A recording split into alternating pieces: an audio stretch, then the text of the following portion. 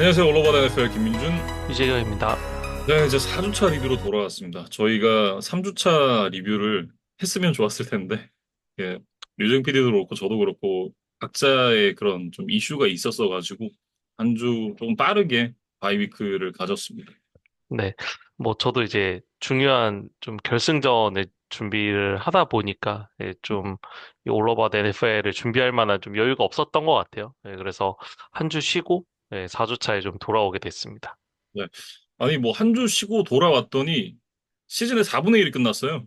음, 그리고 이제 그 사이에 뭔가 부상이라던가 뭐 팀들마다 또 이슈들이 꽤 많이 또 뉴스가 있었더라고요. 그래서 그런 부분들까지 같이 좀 짚어보면 좋을 것 같습니다.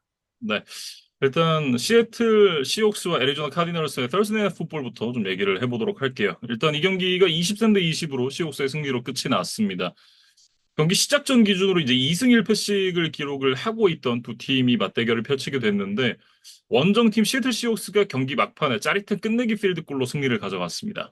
사실 경기 종료 10분여를 남겨둔 시점까지만 하더라도 시애틀이 20대 6에 이제 넉넉한 리드를 잡고 있었기 때문에 뭐 이대로 이제 경기가 끝나는 것처럼 보였습니다만 그때부터 이제 애리조나의 좀 무서운 추격이 시작이 됐거든요. 그러면서 경기 막판까지도 승패를 알 수 없는 그런 또 승부로 이어졌습니다. 카일러 머리의 스크램블링 그리고 이제 상대 패스 인터피리언스 반칙으로 인해서 이제 애리조나 쪽에 기회가 찾아왔었는데 이걸 이제 마빈 해리슨의 리시빙 터치다운으로 추격을 시작했었던 애리조나 카디널스였고요. 원 포지션으로 쫓아간 이후에 또 애리조나가 상대의 필드골 미스 기회를 놓치지 않고 자기 진 43야드에서 이제 공격을 시작을 해서 결국 경기 종료 28초를 남기고 동점 터치다운을 만들어내는 데 성공을 했습니다. 그러니까 남은 시간과 이제 분위기를 감안하면 이대로 연장으로 흘러갈 가능성이 높아 보이는 경기 양상이었어요. 음. 하지만 좀 예상치 못한 곳에서 변수가 생기면서 이 4쿼터 안에 이제 승부가 결정이 됐습니다. 네.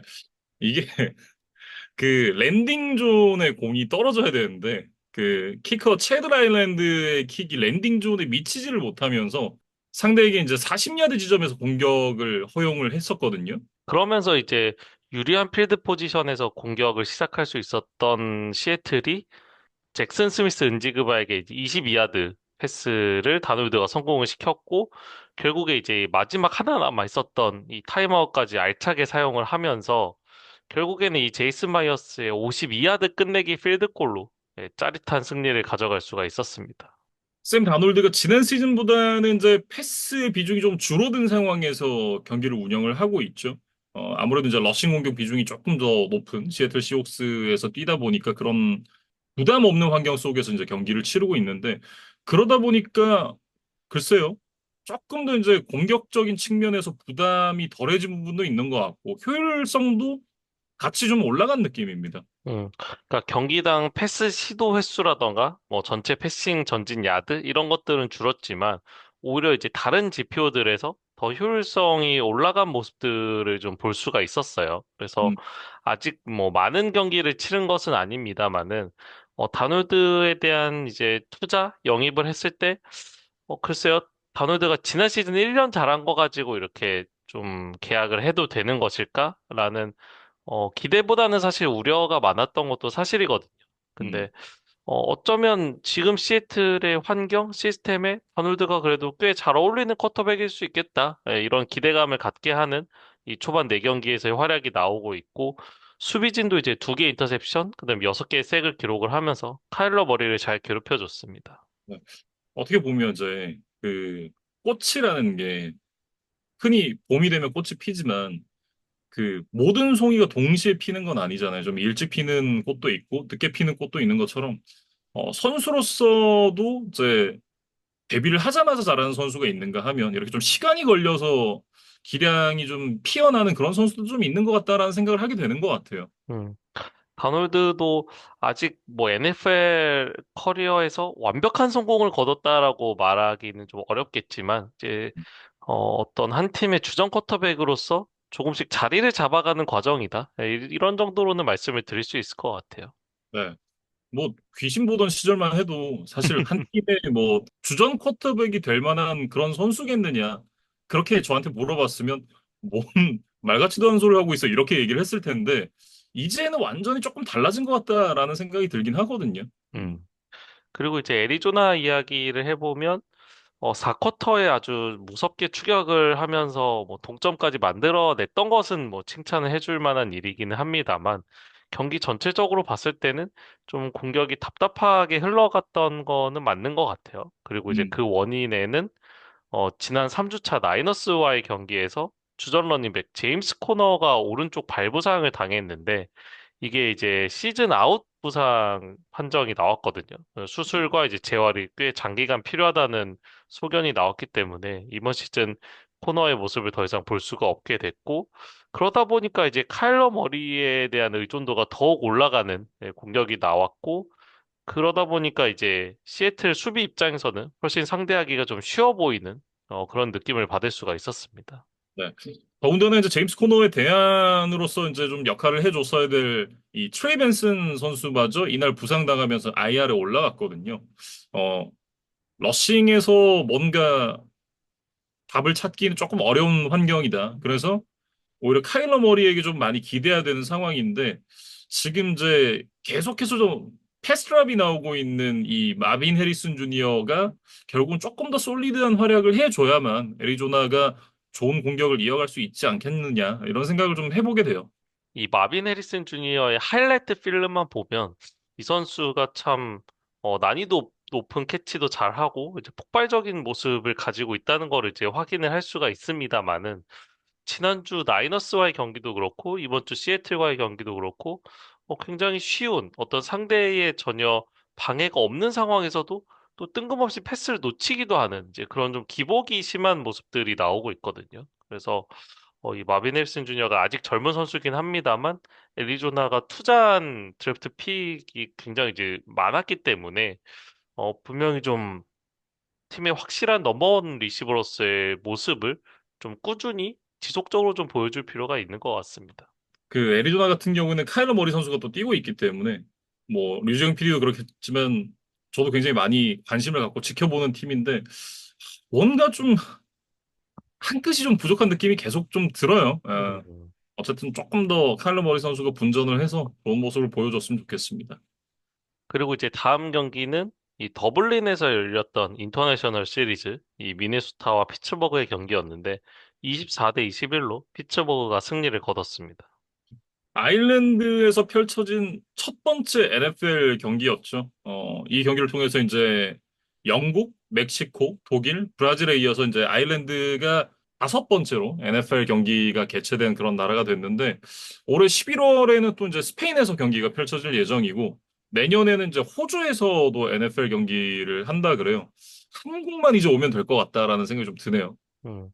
현실적으로는 아마 뭐 일본이라던가 뭐 음, 중국 이런 이제 조금 더 경제 규모가 큰 동아시아 국가들을 먼저 가고, 뭐, 그 다음에도 또, 기회가 된다면 아마 한국까지 올 수도 있지 않을까, 뭐, 이런 이제 생각을 해보는데, NFL이 아마 작년부터였나요? 이렇게, 전 세계 국가들의 약간 이제, 뭐, 일종의 자매결연 팀이라고 해야 되나?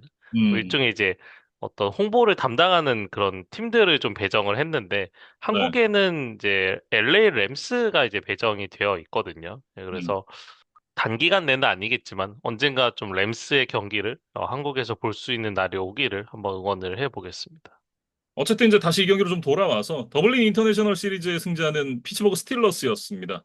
스틸러스의 순 선수를 좀 꼽아보자면 자신이 왜 올림픽 육상에 도전했는지를 보여줬던 DK 메카프를 일단 좀 꼽을 수 있을 것 같은데 그 스피드를 이용한 80야드짜리 터치다운을 만들어내면서 DK 메카프가 인상적인 활약을 펼쳤었고 주전 러닝백 제일런 워렌이 지금 부상으로 결장을 했거든요. 그런 상황에서 이제 케네스 게인웰이 99 러싱 야드에 두 개 터치다운으로 맹활약을 펼치면서 팀의 승리를 견인을 했습니다. DK 메칼프는 이제 워낙 슈퍼스타고 종종 이런 슈퍼 플레이들을 보여주는 선수라면 사실 케니스 게이넬은 뭐 커리어상 그렇게 이제 빛났던 순간이 많지 않았던 선수였고 이날 이제 제일런 워렌까지 없었기 때문에 피츠버그가 좀 에런 로저스에 의존하는 좀 단조로운 경기 흐름이 되지 않겠느냐 하는 우려도 있었습니다. 그런데 이 게이넬이 이날 깜짝 활약을 해주면서 공격의 밸런스를 좀 맞춰줬던 것이 피츠버그의 승리 요인의 좀 중요한 부분이었던 것 같아요. 네. 반면 이제 바이킹스 같은 경우에는 주전 쿼터백 제이제 메카시가 빠져 있죠, 부상으로. 그리고 이제 에런 존스 역시도 부상으로 빠져 있는 상황에서 카슨 웬치가 이날 선발로 나서서 300야드 이상을 던지면서 본전을 했습니다만 인터셉션도 두 개를 던졌고 뭐 경기 막판에 이제 마지막 기회에서 인텐셔널 그라운딩, 딜레이 오브 게임 이런 페널티들이 계속 나오면서 마지막 추격 기회까지 허무하게 날리고 말았습니다. 결국 그러면서 이제 경기까지 내줘야 했었던 바이킹스였는데 일단 이제 스틸러스는 미국으로 돌아갔습니다만 바이킹스는 이제 바로 옆 나라 영국으로 넘어가서 토트넘 하스퍼 스타디움에서 한 경기를 더 치릅니다. 지금 이제 가뜩이나 뭐 팀의 핵심 전력들이 다 빠져있기 때문에 이렇게 분위기가 좋기가 좀 어려운 상황인데 어쨌든 좀 낯선 타 대륙에서 한 경기를 더 치러야 한다는 거는 분명히 좀 부담스러운 일정인 것 같아요. 근데 음, 지금 이제 상대인 클리블랜드도 새로운 신인 쿼터백을 이제 주전으로 내세운다는 뉴스가 있더라고요. 그래서 바이킹스나 이제 브라운스나 좀 이 쿼터백 포지션에 대한 좀 불안정감이 계속해서 있는 상황인데 어떤 팀이 런던에서 승리를 가져갈지 이번 주에 또 지켜봐야 될 것 같습니다. 다음 경기는 워싱턴 커맨더스랑 애틀랜타 펠컨스의 경기인데요. 34대 26으로 애틀랜타 펠컨스가 승리를 가져갔습니다. 댄킨 감독이 원정팀 감독 자격으로 이제 메르세데스 벤츠 스타디움을 방문하게 되는 경기였는데 어, 지난 시즌에 이제 이 워싱턴 홈에서 만났을 때는 댄 퀸이 이제 승리를 거뒀습니다만 이날은 이제 제이든 데니얼스와 테리 맥러린이 나란히 이제 부상으로 좀 빠지면서 애틀랜타를 상대로 좀 어려운 경기를 했습니다. 그래서 이제 제이든 데니얼스 대신 마커스 마리오타가 이제 대신 출전을 해서 뭐 경기를 소화를 했는데 애틀랜타를 넘어서기엔 좀 역부족이었고 이제 워싱턴의 이제 부상자들의 뭐 현황을 업데이트를 해보면 데니얼스는 사실 5주차에 바로 복귀가 좀 유력하다는 소식이 나오고 있습니다만 테리 맥러리는 한 주 정도 더 쉬어갈 예정으로 보여요. 그래서 이제 이번 시즌에 NFC 동부지구 우승을 좀 노리고 있는 워싱턴 입장에서는 지구 라이벌 이제 필라델피아가 지금 4전 전승으로 치고 나가고 있잖아요. 네, 그에 비해서 워싱턴은 기대 대비 좀 페이스가 늦고 또 이제 핵심 선수들의 부상이 좀 시즌 초반부터 나오고 있는 상황이기 때문에 약간은 좀 조급증을 느낄 만한 상황으로 보여집니다. 네. 펠컨스 같은 경우에는 지난 3주차 펜서스와의 경기에서 정말 충격적인 무득점 패배를 하고 말았었는데 이 부분을 얼마나 빠르게 좀 리바운드를 할 수 있을 것인가가 관건이었거든요. 근데 마이클 페닉스 주니어, 드레이크 런던, 비잔 로빈슨 이 주요 공격 옵션들이 모두 좋은 활약을 펼쳐주면서 30득점 이상을 또 기록을 했고 한 주 만에 다시 반등하는 모습을 보여줬습니다. 특히나 마이클 펜스 주니어가 이제 경험이 적고 어린 쿼터백이기 때문에 지난주에 어떤 충격에서 얼마나 빨리 회복할 수 있느냐, 어떤 회복 탄력성이라고 하나요? 이제 그런 음, 것들을 얼마나 가지고 있는 선수냐에 대한 좋은 테스트 무대였던 것 같아요. 네, 근데 물론 상대의 전력에도 좀 문제가 있기는 했습니다만 그것과는 별개로 애틀랜타 공격이 굉장히 잘 풀렸기 때문에 일단은 마이클 펜스 주니어에게 주어진 테스트를 좀 잘 통과를 했다. 이렇게 좀 봐야 될 것 같고, 마페주가 이제 커리어 최다인 313 패싱 야드를 던진 가운데, 이제 비잔 로빈슨도 181 스크리미지 야드를 전진을 하면서, 워싱턴 수비를 굉장히 이제 곤란하게 만들었고, 드레이크 런던도 이제 110 리시빙 야드 한 개의 터치다운을 기록을 하면서, 팀의 넘버원 리시버 역할을 아주 잘 수행을 해줬던 그런 경기 내용이 있었습니다. 다음은 이제 뉴올리언스와 버팔로의 대결인데, 전패를 기록하고 있던 뉴올리언스, 그리고 전승을 달리고 있던 버팔로의 대결이었어요. 음, 그리고 뭐 두 팀의 사실 액면가의 전력 차이도 워낙 컸기 때문에 좀 예상대로 버팔로의 완승으로 끝났던 그런 경기였습니다. 네. 뭐 전승팀과 전패팀의 맞대결이었다라고 얘기를 해주셨는데 전승팀과 전패팀의 경기력의 차이였냐라고 물어보면 저는 그건 아니었다라고 얘기를 하고 싶거든요. 어, 경기의 내용을 좀 바꿔놨던 거는 이제 9월 오펜시브 플레이 오브 더 먼스에 선정된 제임스 쿡 선수였습니다. 이날 뭐 117 러싱 야드에 터치다운 하나, 18 리시빙 야드까지 기록을 하면서 빌스 플레이메이커 역할을 제대로 해줬고 이날 특히 이제 터치다운을 또 하나를 만들어내면서 8경기 연속 터치다운을 이어갔습니다. 이게 프랜차이즈 신기록이라고 하는데 이걸 또 어디까지 이어갈 수 있을지도 개인적으로 좀 궁금해요. 제임스 쿡의 이제 좋은 경기력과는 별개로 이제 나머지 선수들의 경기력은 그렇게까지 인상적이지는 않았거든요. 근데 다만 뭐 시즌이 어쨌든 뭐 한 4달 동안 이제 길게 이어지고 아무리 좋은 팀이라 하더라도 모든 경기에서 다 최고의 모습을 보여줄 수는 없는 거거든요. 그래서 이렇게 좀 전체적으로 팀 컨디션이 떨어져 있는 상황에서도 승리를 쌓아갈 수 있느냐, 혹은 업셋을 허용하느냐, 뭐 이런 것들이 결국에는 나중에 어, 최종 순위를 결정하는데 또 중요한 요소이기 때문에 빌스가 이제 분명히 좀 만족스럽지 않은 경기력이긴 했습니다만 음. 일단 이렇게 승리를 쌓아갔다는 데 좀 의의를 둬야 될 것 같아요. 네. 세인츠는 이제 선발 쿼터백 스펜서 레틀러가 이날 생일이었습니다. 나름 또 나쁘지 않은 경기력을 보여주긴 했습니다만 팀에게 승리를 안겨주기에는 좀 역부족이었다. 이렇게 얘기를 해야 될 것 같고 재밌는 건 그 지금 선발로 써야 된다라고 팬들이 얘기를 하고 있는 타일러 셔 역시도 이날이 생일이었다 그래요. 음, 네, 그래서 이제 주전 쿼터백, 백업 쿼터백이 모두 이제 생일이었던 그런 날이었고 저는 개인적으로는 스펜서 레틀러가 지난 시즌에 비해서는 꽤 많은 발전을 보여줬다라는 생각을 하거든요. 실제로 이제 필드 위에서 그런 퍼포먼스들이 좀씩 나오고 있고.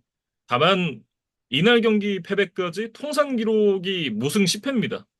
그렇기 때문에 이제 팬들의 인내심이 좀 바닥날 시점이 됐다라는 생각이 드는데, 다음 주가 이제 자이언츠 맞대결이거든요. 근데 자이언츠가 물론 이제 뭐 이따 얘기를 하겠습니다만 잭슨 드트가 좋은 퍼포먼스를 보여주면서 승리를 가져가긴 했어도 지금 말릭 네이버스가 빠져 있는 상황이기 때문에 말릭 네이버스가 없는 자이언츠 상대로 만약에 패배를 한다? 그러면 진짜 주전 쿼터백이 바뀔 수도 있다. 이런 얘기를 하고 싶어요. 그리고 이제 전반 막판에 세인츠가 이제 필리 스페셜 플레이를 이제 흉내를 내다가 인터셉션을 당하는 장면이 있었는데 이거는 이제 아무래도 지난 시즌 이글스의 오펜시브 코디네이터로 했었던 켈렌 무어 감독이 지금 세인츠를 맡고 있기 때문에 거기서 좀 차용해온 아이디어를 바탕으로 이제 한번 플레이를 시도를 해봤었던 것 같은데, 음, 글쎄요, 이제 필라델피아 이글스의 좀 수준 높은 어떤 플레이들을 구사할 수 있는 이런 이제 클래스가 높은 선수들로 이루어진 팀에 비해서 세인츠의 전력은 사실 그에 못 미치기 때문에 같은 플레이를 이제 한다 하더라도 그거에 대한 숙련도라던가 수행 능력 이런 부분들에서 분명히 좀 차이가 있었다. 그런 것들이 좀 보이는 장면이었습니다. 네. 저도 개인적으로 굉장히 좀 재밌게 봤던 플레이였는데 역시 뭐 아무나 한다고 다 되는 건 아니다는 생각을 좀 했었습니다. 음. 다음 경기로 넘어가 볼게요. 클리블랜드 브라운스와 디트로이트 라이언스의 경기였는데 34대 10으로 라이언스가 승리를 가져갔습니다. 일방적으로 라이언스가 승리를 가져갔고 라이언스 입장에서 뭐 승리는 좋았습니다만 부상자에 대한 고민은 조금 있을 것 같아요. 레프트 태클 테일러 데커가 어깨 부상으로 지금 이제 훈련에서 빠져 있는 상황이고 코너백 DJ 리드가 이제 이날 또 중간에 나갔었는데 햄스트링 부상으로 IR에 올라갔습니다. 음. 같이 이제 경기에서 빠져나왔던 테리온 아놀드의 어깨 부상이 생각보다 심각하지 않다라는 게 그나마 좀 다행인 부분이라고 해야 될 것 같은데 어쨌든 뭐 아놀드 역시도 부상을 안고 뛰어야 되는 상황이니까 100%는 아니라는 걸 감안하면 양쪽 코너에 대한 고민은 분명 라이언스가 좀 갖고 있을 것이다. 이렇게 보여집니다. 음. 라이언스가 어쨌든 개막전에서의 좀 완패로 이제 좀 불편한 시즌을 출발했던 데 비해서 일단 이제 3연승을 거두면서 좀 제자리를 찾아가는 과정인 것은 만족스럽겠습니다만 말씀해주신 대로 이렇게 이제 부상자들이 계속해서 쌓이게 된다면 팀도 좋은 폼을 유지하기는 굉장히 좀 어렵겠죠. 네, 음. 그리고 아마도 6주차였나요? 그때 이제 칩스와의 또 빅매치를 앞두고 있는데 이런 이제 그 칩스의 패싱 게임을 막아야 하는 이런 이제 코너백들의 부상 소식은 분명히 좀 악재라고 보여집니다. 브라운스 같은 경우에는 이제 이날 조 플라코가 정말 좀 어려운 경기를 했거든요. 그러면서 주전 쿼터백을 교체하는 결정을 했습니다. 딜런 게브리얼이 주전으로 가게 되고 이제 조 플라코가 백업 그리고 섀도우 샌더스가 넘버 3로 남는 걸로 결정이 됐다 그래요. 많은 분들 아시겠지만 이제 딜런 게브리얼 같은 경우에는 동네 선배 투아처럼 왼손잡이 쿼터백입니다. 시즌 중간에 오른손 주전에 맞춰져 있는 스킴이 왼손 쿼터백이 이제 주전으로 들어오게 되면서 이거에 맞게 또 바뀌어야 되는 부분이 분명 존재하거든요. 이 부분이 이제 선수단에 얼마나 큰 혼란을 줄 것인가 이런 부분들이 좀 궁금하고 섀도우 샌더스가 지난주에 인터뷰에서 그런 얘기를 했습니다. 난 뛸 준비가 되어 있다. 지금 리그에서 뛰는 쿼터백을 보면 내가 분명 더 나은 모습을 보여줄 수 있을 거라고 생각한다. 이런 인터뷰를 하면서 좀 논란이 됐었는데 이런 인터뷰는 굳이 안 하는 게 본인에게도 좀 플러스가 될 것 같다라는 생각을 하거든요. 특히나 아버지가 워낙 또 유명인이잖아요. 디온 샌더스가 뭐 이 부분에 대해서도 이제 좀 말을 아끼겠다라는 그런 얘기를 켈시 형제가 하는 팟캐스트에 나와서 이제 했던 걸로 알고 있는데 본인이 유명 선수의 아들이잖아요. 그런 만큼 이런 부분에서의 좀 말을 더 아끼고 조심하는 게 좋지 않나 싶습니다. 일단은 이 딜런 게브리얼이 어떤 모습을 보여줄지 다음 주 이 인터내셔널 시리즈를 이제 잘 봐야 될 것 같은데 최근에 이제 리그의 왼손 쿼터백들의 이제 숫자가 점점 늘어나는 것 같아요. 세 명. 후아에 이어서 이제 마이클 페닉스 주니어가 이제 최근에 애틀랜타의 주전 자리를 꿰찼고 이제 딜런 게브리얼까지 뭐 얼마나 이 선수가 길게 브라운스의 주전 쿼터백을 맡을 수 있을지는 아직은 좀 뭐 장담하기는 어렵긴 합니다만 근래 이렇게 왼손 쿼터백들이 여러 명 리그에 나타난 것도 참 오랜만이 아닌가 예, 그런 음, 생각이 들고 이 섀도우 샌더스 같은 경우에는 글쎄요 뭐 팀에서 이 샌더스를 주전 쿼터백으로 내세웠다라는 이제 기사나 어떤 발표가 나온 뒤에 이런 인터뷰를 했다면 음, 이 선수가 그래도 백업으로 뛰면서도 나름 경기 준비를 잘 했구나. 아니면 이제 자신감 있게 한번 데뷔전을 앞두고 인터뷰를 했구나로 이제 받아들일 수 있을 텐데.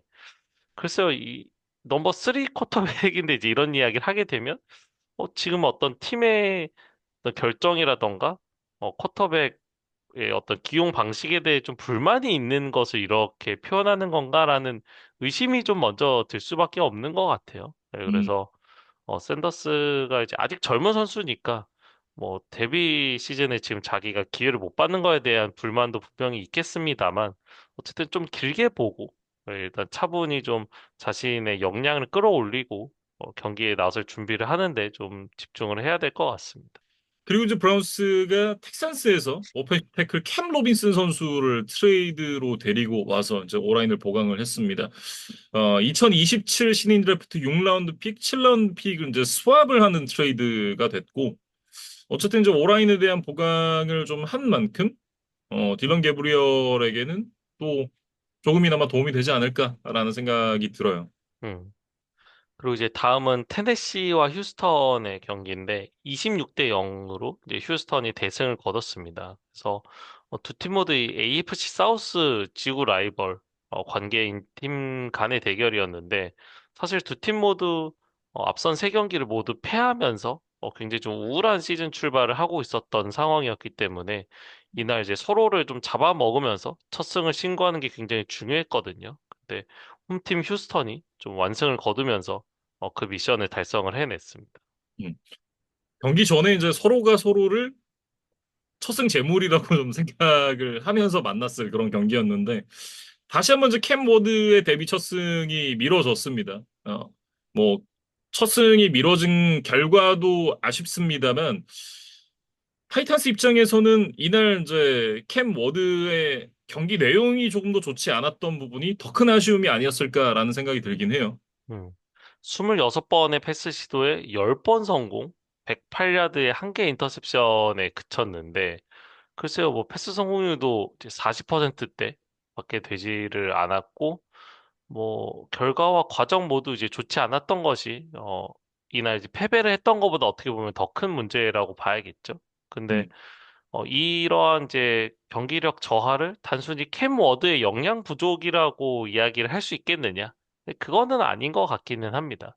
음. 현재 테네시가 가지고 있는 여러 가지 문제들이 좀 복합적으로 영향을 끼쳤다라고 봐야 될 것 같은데 일단 이제 오라인 같은 경우에 이제 상대 D라인과의 경쟁에서 밀리면서 워드가 이제 프레셔에 노출되는 상황이 너무 많이 나오고 있어요. 음, 그리고 이제 리시버나 뭐 타이트엔드 이런 이제 리시빙 옵션들도 세퍼레이션을 만드는데 어려움을 겪다 보니까 워드가 빠르게 볼을 처리를 하고 싶어도 할 수가 없는 상황. 음, 그리고 무리해서 이제 패스를 던진다 하더라도 결국에는 이제 턴오버에 대한 뭐 리스크를 안으면서 던질 수밖에 없는 그런 상황들이 계속해서 나오고 있거든요.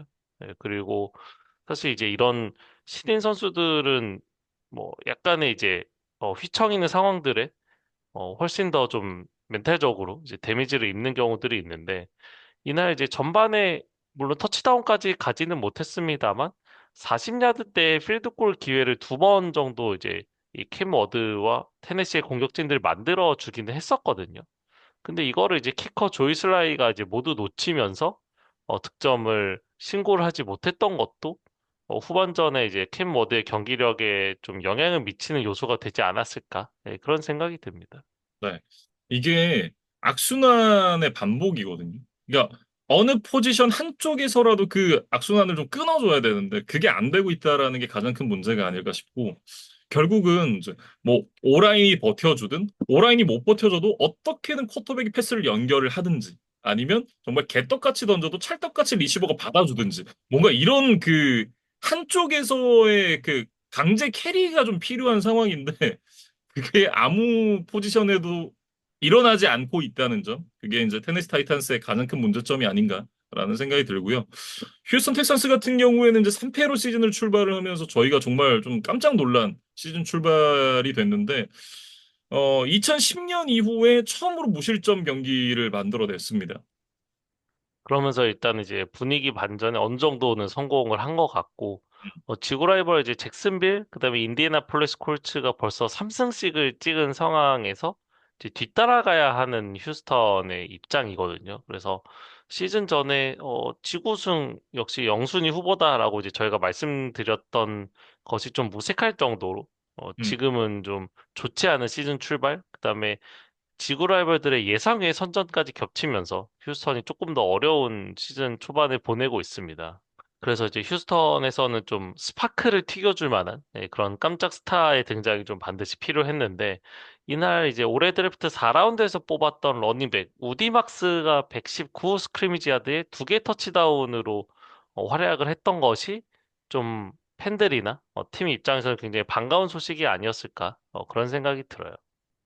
휴스턴 텍산스 같은 경우에는 이제 지난 시즌에 지구 우승을 차지를 했었기 때문에 사실은 다른 팀들보다는 더 빡빡한 일정을 치러야 할 수밖에 없거든요. 지금 뭐 공동선도에 올라 있는 콜츠라든지 아니면 제규어스라든지 이런 팀들과 비교해서 더 어려운 일정이기 때문에 지금 이 쫓아갈 길이 한참 남아 있는 텍사스 입장에서는 남은 경기들에서 최대한 많은 승수를 좀 챙겨야 되는 그런 상황인데 이 일정이 굉장히 좀 디스어드밴티지가 되지 않을까 그런 생각을 해봅니다.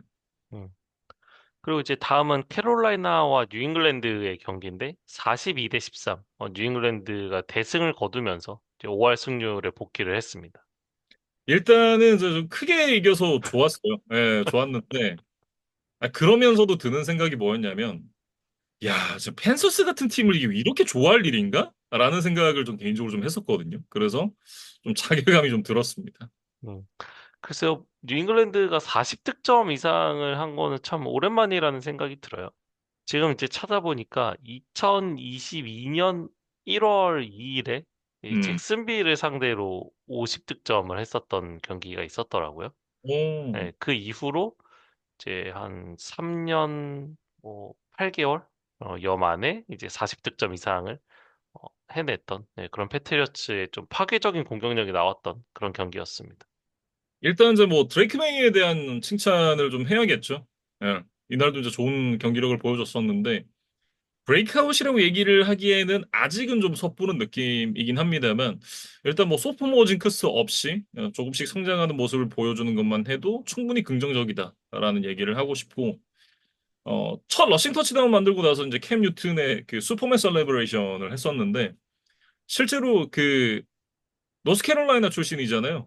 대학도 그쪽을 나왔고 그래서 그 어린 시절에 캠 뉴튼의 플레이를 보면서 자랐다 그래요. 그래서 이제 캠 뉴튼에게 헌정하는 의미에서 그 셀레브레이션을 했다라고 이제 얘기를 하더라고요. 캠 뉴튼이 패트리어츠에 와서는 별로 좋은 기억이 있는 그런 선수는 아닙니다만 펜서스 시절에 캠 뉴튼은 워낙 대단했던 선수였기 때문에 그런 선수로 좀 성장을 해줬으면 좋겠다라는 생각을 개인적으로 좀 갖고 있고 스테펀 딕스에 대한 얘기를 좀 해야겠죠. 스테펀 딕스가 이날 처음으로 100야드를 기록을 했습니다. 그 전에는 뭐 어느 정도 이제 스텝에서도 제한이 되고 이런 부분들이 있었는데 이날 경기를 기점으로 좀 봉인이 해제가 되는 것 같다라는 생각이 들고요. 저는 개인적으로 이제 딕스를 데리고 올 때 왜 데리고 왔나라는 생각을 했던 사람이었는데 강팀 상대로는 아직 좀 봐야 되긴 하겠습니다만 양악을 확실하게 할 수 있는 그런 능력은 아직까지 남아 있다라는 걸 이날 경기에서 좀 증명을 했기 때문에 이게 사실 그렇잖아요. 그 강팀을 상대로 놀랄 만한 퍼포먼스로 그 강팀을 잡아내는 것도 좋겠지만 잡을 수 있는 경기를 따박따박 잡아가는 게 사실은 더 중요한 입장이거든요. 네, 그렇기 때문에 이런 스테펀 딕스의 퍼포먼스는 좀 반가웠다라고 얘기를 해야 될 것 같습니다. 음. 그리고 이제 스페셜 팀에서는 이 리터너 마커스 존스의 활약이 좀 인상적이었어요. 이날 이제 87야드짜리 펀트 리턴 터치다운을 포함을 해서 167야드를 리턴해서만 따냈습니다. 리턴당 55.7야드거든요.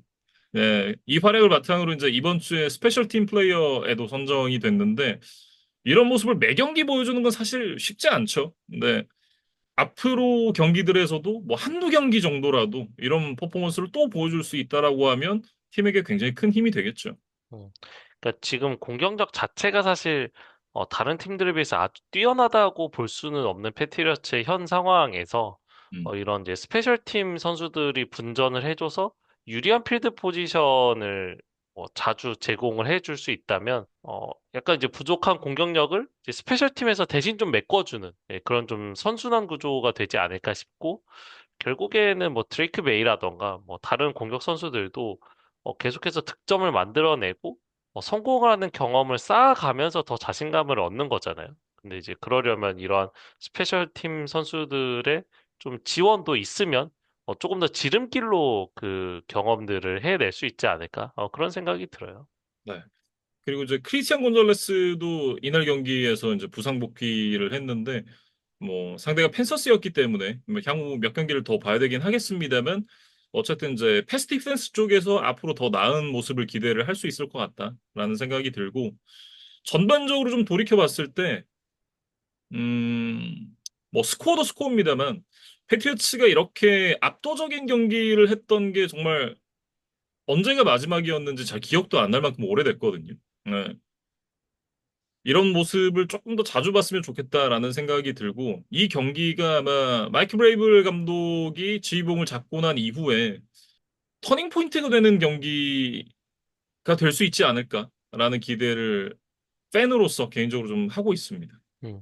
그러니까 사실은 최근 몇 년간 이제 패트리어츠가 거의 리그에서 최하위권의 전력을 가지고 있었죠. 근데 적어도 올해는 최하위권으로 평가하기에는 조금 더 탄탄한 모습들이 좀 보인다. 음, 분명히 예년과는 성장한 모습들이 보인다라는 점이 좀 고무적인 것 같고, 어차피 뭐 갑자기 1년 만에 드라마틱한 이제 뭐 성적 급상승이라던가 그런 것들을 기대하기는 쉽지는 않겠지만, 어쨌든 차근차근 예, 좀 다시 한번 플레이오프에 진출하는 강팀의 면모를 갖추기 위해서 계속해서 좀 수련을 하고 있는 과정이다. 이렇게 보시면 되겠습니다. 펜서스 얘기로 좀 넘어가 보면 펜서스의 데이브 카널레스 감독이 그런 얘기를 했습니다. 일단 쿼터백 교체 없을 거다. 그리고 코칭 스태프 변화도 없을 거다라고 얘기를 했는데 이런 얘기가 나온다는 것 자체가 이 사람들의 자리가 안정적이지 않다라는 얘기거든요. 언제까지 갈 수 있을지는 한번 봐야 될 것 같긴 한데, 저는 개인적으로 이제 영도 어느 정도 문제가 있다라고 생각을 합니다만, 카날레스 감독의 경기 운영이 너무 보수적이다. 이거는 이제 브라이스 형을 좀 못 믿는 거 아닌가라는 생각이 들 정도의 어떤 그런 경기 운영을 이날 또 보여줬었기 때문에 전반적인 뭔가 변화가 필요하다라는 느낌을 받았었거든요. 그 변화를 어느 시점에 줄지는 한번 좀 봐야 될 것 같습니다. 음. 그러니까 이 미식축구 NFL 리그의 특성이라 함은 글쎄요, 일종의 득실차 개념이 좀 없다? 그러니까 음, 뭐 1대 0으로 지나 뭐 막말로 이제 50대 0으로 지나 그냥 1패로 기록될 뿐이지 뭐 축구처럼 이게 이제 나중에 다득점이라든가 골득실 이런 것들 때문에 뭐 동률 순위에 뭐 변화가 생긴다던가 이제 그런 거는 아니잖아요. 네, 물론 그렇다고 해서 매 경기 아주 뭐 60분 내내 이제 도박만 할 수는 없겠지만 이렇게 좀 크게 지고 있는 경기에서는 다소 좀 극단적인 어, 뭐 극약 처방을 통해서라도 좀 분위기를 반전시키고 한번 승부수를 걸어보는 네, 그런 모험들도 뭐 확률이 높지는 않다 하더라도 가끔씩 이제 그런 것들이 또 통하는 순간들이 있거든요. 근데 이제 말씀해주신 대로 이제 카날레스 감독의 경기 운영에서는 그런 부분들이 좀 보이지 않는다는 점이 이날 또 대패를 했던 팬서스 입장에서는 좀 어, 아쉽다? 네, 이런 생각이 좀 들 것 같아요. 그러니까 뭐라도 좀 해보고 지면 좋겠는데 아마 팬들은 좀 그런 좀 갈증을 느끼고 있지 않을까 싶습니다. 네. 다음 경기로 넘어가 보겠습니다. LA 차저스와 뉴욕 자이언츠의 경기인데요. 21대 18로 자이언츠가 승리를 가져갔습니다. 사실 이제 이 경기 전까지만 하더라도 누구도 자이언츠가 이길 거라고는 생각을 하지 않았을 그런 경기였는데 자이언츠가 경기 초반부터 앞서가는 것도 모자라서 차저스의 추격을 뿌리치고 승리를 거둔 부분에 있어서 굉장히 많은 분들이 놀라셨을 것 같아요. 음. 그리고 이제 차저스가 3전 전승을 거두고 또 개막전에서는 이제 칩스까지 이겼던 최근 분위기가 아주 좋았던 상대였기 때문에 이런 이제 결과가 더 예측이 좀 어렵지 않았나 싶습니다. 음. 이 경기의 주인공은 누가 뭐래도 잭슨 다트였죠. 잭슨 다트가 자신의 데뷔전에서 첫 승을 기록하면서 이제 커리어를 출발을 하게 됐는데 이날 뭐 20번의 패스 중에 13번 성공, 그리고 111야드에 하나의 터치다운, 54 러싱 야드에 러싱 터치다운도 하나를 기록을 하면서 본인의 역할을 다 해줬고 뭐 경기 중반에 이제 왼쪽 햄스트링에 좀 불편감도 있었고 3쿼터에는 스크램블링을 하다가 헬멧끼리 부딪히면서 이제 컨커션 검사까지 받는 그런 과정이 있었는데 그럼에도 이제 루키치고는 굉장히 좋은 모습을 보여줬다. 특히나 데뷔전을 치르는 선수치고는 기대 이상이었다라고 얘기를 해야 될 것 같고요. 이 선수의 강점으로 이제 그 러싱 플레이가 얘기가 많이 됐었는데 그런 모습을 가감없이 이 경기에서 보여줬습니다. 다만 이제 아직은 좀 테크닉적으로 정제되지 않은 모습들도 분명히 있었던 것 같아요. 그러니까 러싱 공격을 적극적으로 시도하는 것은 좋았지만 상대 선수와 이제 계속해서 큰 충돌을 일으키는 뭐 어떻게 보면 이제 과감하지만 또 반대로 보면 이제 부상 위험에 좀 노출이 될 만한 그런 좀 플레이들도 분명히 보였던 것 같습니다. 달리기에 좀 자신 있는 선수들, 특히 이제 루키 시즌에 이런 모습들이 많이 나오는데 이게 마홈스도 그랬고, 라마 잭슨도 그랬고, 일단 몰리고 보면 주구장창 일단 달리고 보잖아요. 근데 그러다가 이제 상대 선수들이랑 부딪히면서 아, 내가 이 충돌을 피하기 위해서 슬라이딩을 해야겠구나. 사이드라인 쪽으로 빠져나가야겠구나. 이런 부분들을 좀 배우게 되는데 좀 빨리 배우지 않으면 이 선수의 플레이 스타일상 큰 부상이 올 수도 있겠다라는 생각이 좀 들었었거든요. 그런 부분들을 이 경기에서 좀 교훈을 가지고 가야 되지 않을까 싶습니다.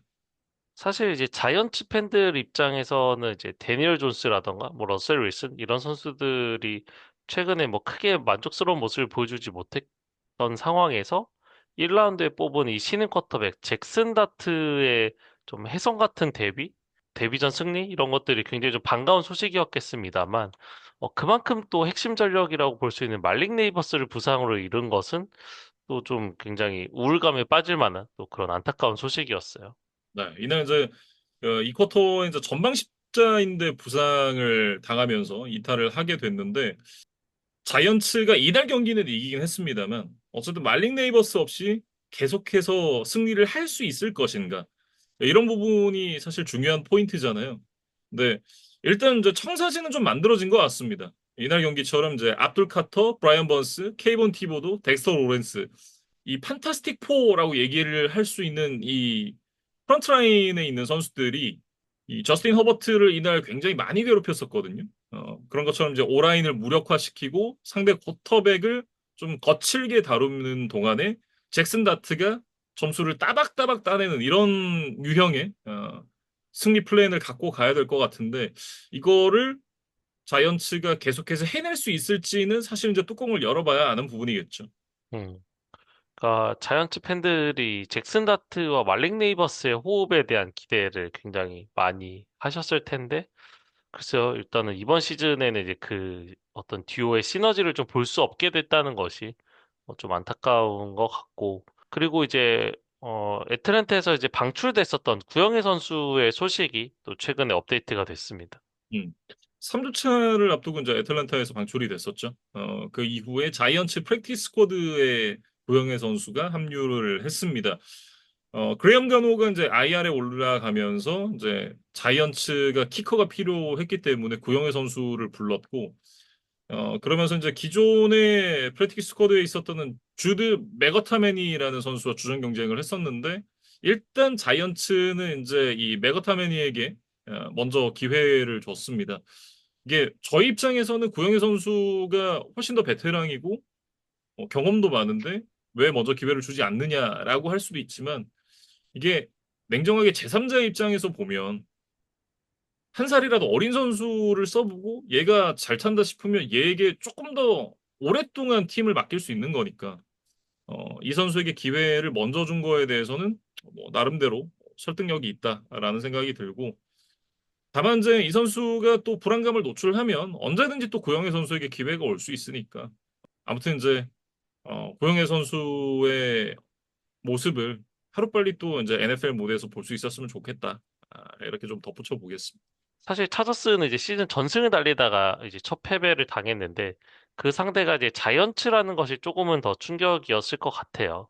음. 사실 시즌 전체 스케줄이 이제 공개가 됐을 때 이 4주차 자이언츠와의 승부는 우리가 무조건 이기고 가는 게임이라고 분명히 생각을 했을 텐데 그 플랜이 좀 어그러지면서 칩스와의 승차도 또 이제 줄어드는 네, 그런 상황이 되고 말았습니다.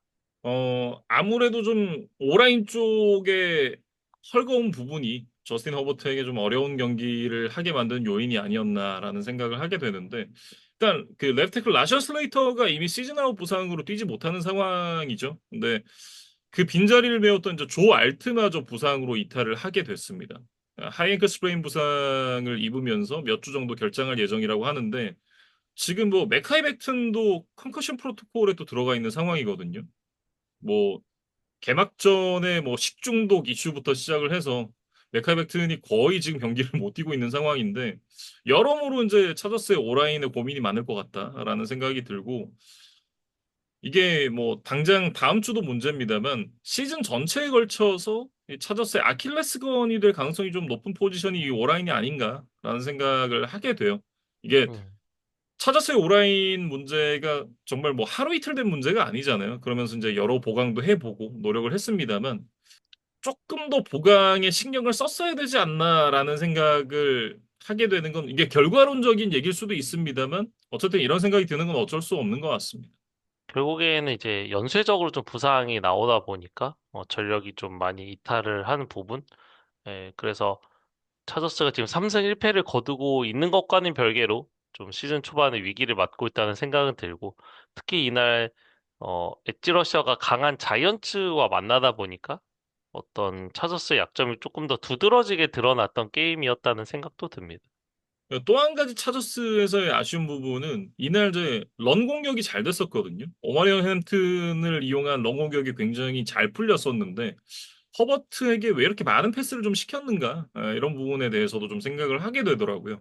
이날 이제 햄튼이 12번의 러싱으로 128야드의 터치다운 하나를 기록을 했었는데, 12번의 러싱으로 128야드 갔으면 평균 10야드를 넘게 갔거든요. 근데 10야드를 넘게 가는 러닝백이 있으면 좀 적극적으로 이용을 해야 됐었지 않나, 그런 생각을 좀 했습니다. 음. 차저스가 사실은 이제 하바 감독이 온 이후에 러싱 공격에 대한 비중을 이제 굉장히 높인 팀으로 알려져 있는데 이날은 좀 오히려 변칙적인 좀 공격 운영을 해 봤습니다만 결과적으로 이제 패배를 떠안고 말았습니다. 다음은 이제 이글스와 벅스의 경기입니다. 31대 25로 이글스가 승리를 가져갔는데, 이글스가 이제 승리를 가져가면서 개막 4연승을 질주했습니다. 현재까지 전승을 이어가고 있는 팀 빌스랑 함께 유이합니다. AFC의 빌스, NFC의 이글스 이렇게 단 두 팀만이 지금 4전 전승을 달리고 있어요. 음. 근데 이제 이글스가 이 경기에서 승리를 가져가긴 했습니다만 그 전반과 후반의 경기력이 완전히 달랐습니다. 이게 뭐 같은 팀이 맞나 싶을 정도로 다른 경기력을 보여줬는데 전반에 24대 6으로 앞섰던 팀이 단 6점 차로 승리를 거둔 것만 보더라도 후반에 경기가 얼마나 좀 쉽지 않았는지 좀 짐작을 할 수가 있을 것 같습니다. 이게 여기 전반의 흐름을 보면 뭐 펀트 블락에인 리턴 터치다운 그리고 이제 제일런 허츠가 댈러스 고더트에게 플립을 하면서 연속으로 터치다운을 만들어냈고 거기다 이제 필드골까지 나오면서 공격이 좀 물 흐르듯이 전개가 됐었던 반면에 후반에는 3앤아웃 3번 그리고 상대 펌블로 상대 진영 25야드 지점에서 공격 시작해서 터치다운. 그 이후에 드라이브가 10야드 후퇴, 그 다음에 3앤아웃 2번, 그리고 세이프티로 경기가 끝이 났거든요. 그러니까 거의 전진 자체가 잘 안 됐다라고 보시면 될 것 같아요. 물론 뭐 넉넉한 리드를 가지고 있기는 했습니다만 어쨌든 뭐 디펜딩 챔피언다운 그리고 또 전승을 거두고 있는 팀의 경기력에는 좀 어울리지 않는 후반전이었다. 이렇게 좀 요약을 해야겠어요. 수비도 사실 이제 전반에는 이글스 D라인이 정말 쉴 새 없이 베이커 메이필드를 좀 몰아치는 그런 장면들이 나왔었는데 후반에는 70야드짜리 빅플레이 두 방을 허용을 할 만큼 쉽지 않았던 그런 경기였고 이게 뭐 에메카 에그부카의 77야드짜리 터치다운 그리고 버키어빙의 72야드짜리 터치다운을 두 번 허용했거든요. 이닉 시리아니가 감독직을 맡고 나서 70야드 플레이를 허용한 적이 단 한 번도 없었습니다. 그런데 이날만 두 번을 허용을 했으니까 정말 좀 이글스로서는 고민을 해봐야 될 후반전이었다라고 얘기를 해야 될 것 같고 그나마 이제 1라운드에서 뽑았던 루키 라인베커 지아드 캠벨이 이제 젤릭 선트와 함께 펌블을 유도했던 부분 그리고 4쿼터에 결정적인 인터셉션을 만들어냈던 부분 이 부분 때문에 승리를 가져갔다. 지아드 캠벨이 팀 승리의 1등 공신이었다. 이렇게 얘기를 할 수 있을 것 같아요. 음. 그리고 이제 최근에 이글스가 이제 즐겨 사용하는 이 투시 푸시에 관해서 뭐 금지를 해야 되느냐, 뭐 어떻게 해야 되냐, 뭐 이런 이제 말들이 좀 많은 상황인데 음, 이날 이글스가 이제 3쿼터 막판에 투시푸시를 쓰는 것처럼 하면서 이제 페이크를 주고 이제 바클리에게 러싱 터치다운을 어, 유도하는 또 그런 이제 작전을 이제 썼는데 글쎄요, 뭐 우리가 투시푸시만 할 수 있는 팀이 아니다라는 걸 한번 좀 보여주고 싶었던 것이 아닌가. 네, 음. 그래서 상대가 투시푸시를 좀 의식하는 사이에 또 다른 이제 플랜을 통해서 또 손쉽게 득점을 하는 그런 장면이 나온 것도 좀 인상적이었습니다. 푸시 비판론자들에게 일종의 이제 메시지를 전달하는 느낌이었어요, 저도. 우리가 이래도 푸시 원툴이라고 할 거야? 라고 얘기를 하는 듯한 그런 플레이였다고 저도 생각을 했거든요. 뭐 어쨌든 어 최근에 얘기가 나오는 걸 봤을 때는 투시푸시가 언제까지 합법적인 플레이로 갈 수 있을지 모르겠습니다만 어쨌든 이 플레이 자체를 보여준 건 전 개인적으로 의미가 있었다라는 생각을 좀 하고요. 벅스 얘기로 좀 넘어가서 벅스는 이날 이제 마이크 에반스가 못 나왔습니다. 햄스트링 부상으로 결장을 했었는데 만약에 에반스가 있었다면 경기가 좀 달라지지 않았을까라는 생각이 좀 드는 경기 내용이었고 어쨌든 에반스 없이 전반에 좀 힘든 경기를 하긴 했습니다만 베이커 메이필드가 좀 흐름을 잡아가니까 벅스의 공격도 다시 리듬을 되찾는 그런 모습이었거든요. 베이커 메이필드가 이제 확실히 한 팀의 이제 주전 쿼터백으로서는 완전한 모습을 좀 보여주고 있는 것 같다라는 생각이 들고 다만 이제 이날 경기는 턴오버에 발목이 좀 잡혔습니다. 버키 어빙의 턴오버 그리고 베이커 메이필드의 인터셉션이 이 벅스의 패배에 결정적인 역할을 했다라고 생각을 하는데 뭐 지구 상황을 생각해 보면 지금 벅스가 플레이오프 진출 자체는 좀 무난하게 할 것 같긴 하지만 컨텐더 팀들과 이제 포스트 시즌에서 만났을 때 이런 모습이 나온다라고 하면 높은 곳까지 올라가긴 좀 어렵지 않을까. 이런 부분에 대한 개선이 좀 반드시 필요하다라는 생각을 하게 만드는 경기였어요. 음. 그러니까 결국에는 NFC에서 한번 슈퍼볼에 도전을 해보기 위해서는 이날 만났던 이글스를 이제 넘어서야 된다는 이제 계산이 나오거든요. 그래서 이날 뭐 후반에는 좋은 경기력이 나오긴 했습니다만 일단 전반에 좀 큰 리드를 당했다는 거는 이제 분명히 좀 돌이켜봐야 될 부분이고 어쨌든 지금 벅스가 최근에 계속해서 이제 플레이오프를 가고 있기 때문에 더 높은 곳을 바라보는 입장에서 이런 이제 강팀과의 승부에서 어떤 교훈을 얻었는지, 그리고 그런 것들을 얼마나 빠르게 개선할 수 있는지, 이런 것들을 좀 지켜봐야 될 것 같습니다. 네. 다음 경기로 넘어가겠습니다. 콜츠와 램스의 경기 27대 20으로 램스가 승리를 가져갔는데 3연승으로 기분 좋게 시즌을 출발했었던 콜츠가 램스를 만나서 결국 이제 상승세에 제동이 좀 걸렸습니다. 반면 램스는 이제 이글스에게 패한 뒤에 이제 치러졌던 경기에서 어쨌든 연패에 빠지지 않고 다시 한번 이제 승리를 추가했다는 것이 좀 성과였던 네, 그런 경기였습니다. 네. 매튜 스태포드, 카이른 윌리엄스, 푸카 나쿠아 이 핵심 공격 옵션들이 모두 좋은 경기력을 보여주면서 어, 4쿼터 1분 한 30초 정도를 남겨놓고 스태포드가 투투 에델에게 연결한 패스가 그대로 88야드짜리 역전 터치다운이 되면서 연장전까지 이어지지 않고 경기가 깔끔하게 끝이 났습니다. 음. 그리고 이제 수비에서는 이제 캠런 컬이 경기 시작 후 첫 번째 수비, 그리고 4쿼터 마지막 수비에서 각각 인터셉션을 따내면서 경기의 어떤 흐름을 잡고 또 마무리를 잘 해준 것이 또 승리의 요인이었다. 이렇게 좀 이야기를 해야겠습니다. 음. 콜츠 얘기를 좀 해보면 콜츠가 이제 경기 9분 정도를 남겨둔 상황에서 7점 차의 리드를 갖고 있었지만 결국 이제 두 개 터치다운을 맞으면서 역전패를 당하고 말았잖아요. 근데 그 과정에서 정말 그 콜츠 팬이라면 속이 터질 만한 속이 터져 정말 잠이 안 올 만한 그런 플레이가 이날 경기에서 나왔습니다. 그 주인공이 이제 아도나이 미첼이었는데 거의 이제 뭐 몇 년에 한 번씩 나오죠.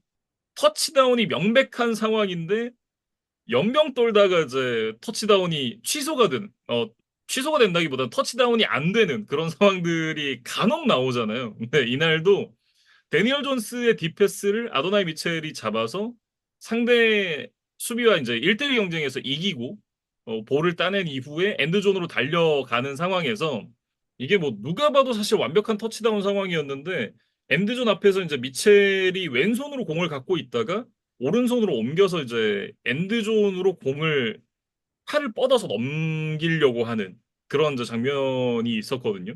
근데 그 과정에서 공이 손에서 빠져나가면서 터치다운이 이제 무효화가 됐고 결국 이제 터치백으로 선언이 됐는데 이게 미첼이 경기 끝나고 나서 이제 인터뷰에서 그런 얘기를 했습니다. 집중력을 본인이 잃었다라고 얘기를 했었는데 글쎄요, 저는 이게 집중력을 잃었다라기보다는 그냥 왼손으로 들고 갔으면 됐을 걸. 태클 벗겨내고 나서는 옆에 선수가 없었거든요. 이게 너무 좀 아무 생각 없이 플레이를 한 게 아닌가. 이게 습관적으로 터치다운을 만들어내야 되겠다라는 그런 어떤 생각을 가졌을 수는 있는데 이게 저희가 그런 얘기 하잖아요. 상황에 맞는 풋볼을 해야 된다라는 얘기를 하잖아요. 만약에 옆에서 누가 격하게 쫓아오고 있었다. 그러면 어느 정도 이해가 되는 플레이지만 글쎄요. 저는 개인적으로 좀 이해가 좀 어려운 그런 플레이였습니다. 음. 그러니까 미첼이 이제 지난 시즌에 데뷔를 한 2년 차 아주 젊은 선수인데 사실 아직 프로 커리어에서 터치다운 기록이 없었던 선수였어요. 그러다 보니까 이 자신에게 찾아온 첫 번째 터치다운 기회를 조금 더 완벽하게 플레이를 메이드하려는 좀 글쎄요, 뭐 욕심이라고 해야 될까요? 그러니까 사실은 제3자가 보기에는 이제 따라오는 수비도 없고 그냥 지금 현 상태를 유지해서 그냥 몇 걸음 더 뛰어가기만 하면 되는 상황이었는데, 글쎄요, 뭔가 보이지 않는 좀 조급함이 있지 않았나.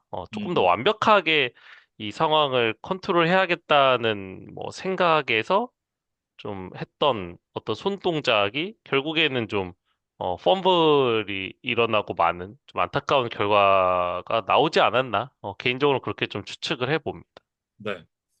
뭐 그 외에도 이제 콜츠 같은 경우에는 투투 에드웰이 역전 터치다운을 만들어내는 상황에서도 그 소통의 오류가 좀 생겼는지 필드 위에 10명밖에 없었어요. 예. 음, 결국 이제 그 에델을 마크하던 수비수가 넘어지면서 너무 쉽게 또 세퍼레이션을 허용한 부분도 아쉽긴 했습니다만 결정적으로 10명이서 11명을 막는다는 건 쉽진 않잖아요. 예, 그런 부분 생각을 해봤을 때 가장 아쉬운 두 부분이 아니었나 생각을 합니다. 그러니까 결국 뭐 램스가 잘했기 때문에 뭐 콜츠가 패했다는 뭐 분석도 맞겠습니다만 적어도 이날만큼은 자신들이 스스로 좀 무너졌던 어떤 두 장면이 나오면서 이것이 좀 패배로 이어졌다라고 뭐 설명을 하는 것이 조금 더 정확하지 않을까라는 생각이 듭니다. 네.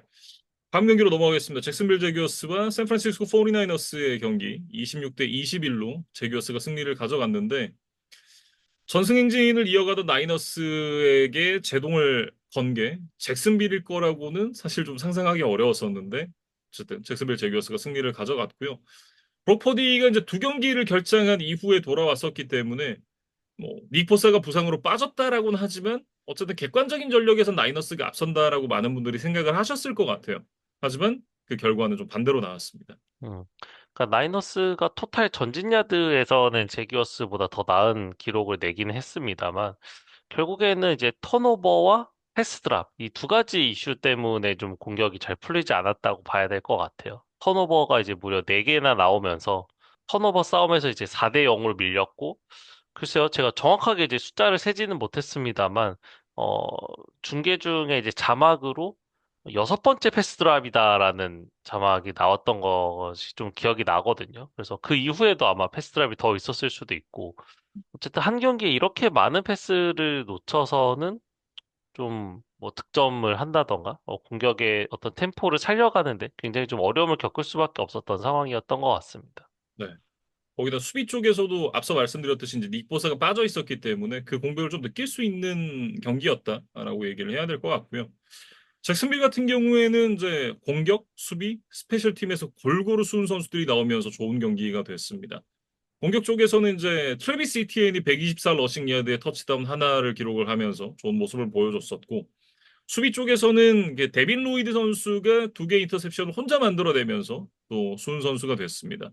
그리고 스페셜팀 쪽에서는 파커 워싱턴이 87야드짜리 펀트 리턴 터치다운을 만들어내면서 리드를 지켜내는 데 성공을 했었던 잭슨빌 제규어스였는데 어쨌든 이제 이날 경기가 끝나고 나서 리암 코엔 그 제규어스 감독과 로브살라 나이너스 디펜시브 코디네이터 사이에 좀 언쟁이 있었어요.